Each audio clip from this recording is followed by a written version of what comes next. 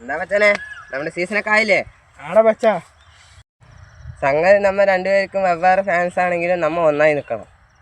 കാരണം എന്ത്, നമ്മ പാലക്കാട്ടുകാരാണ്. എന്താണ്ടപ്പാ നിങ്ങളുടെ സാമ്പിളൊക്കെ തകർത്തല്ലോ. പിന്നെ എന്നാലും നിങ്ങളുടെ പഴയ കാലം എനിക്ക് മിസ് ചെയ്യുന്നുണ്ട് കേട്ടാ. നിങ്ങൾ എന്നാലും 100-200 കിലോ ഡൈനയിൽ എടുത്തിട്ട് പൊട്ടിച്ചത്.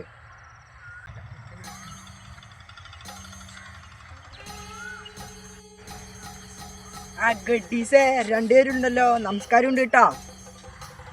എവിടെയോ നമ്മളെ ക്ഷണിക്കാൻ വന്നാണ് കേട്ടാ. ഏത് കല്യാണത്തിന്? അതിന് കല്യാണത്തിനൊന്നുമല്ല, നമ്മടെ പൂരത്തിന്.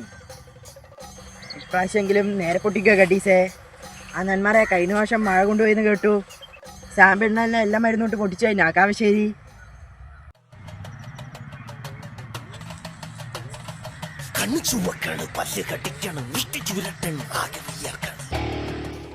കുഞ്ചാണ്ടി, ഞാൻ അപ്പളും ഇപ്പളും പറയണ്ട്, എനിക്കിപ്പോ എവിടെ നിൽക്കുന്ന ബോധമുണ്ടോ എനിക്ക്?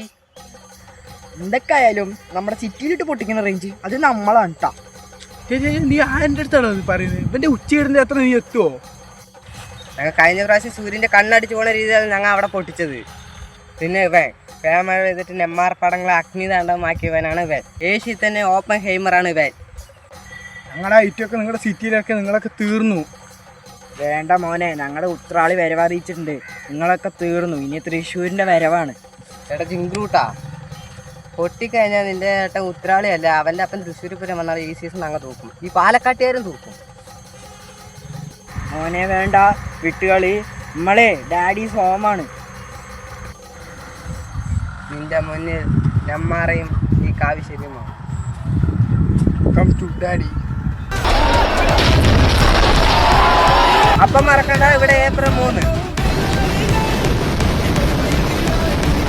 മാർച്ച് 31.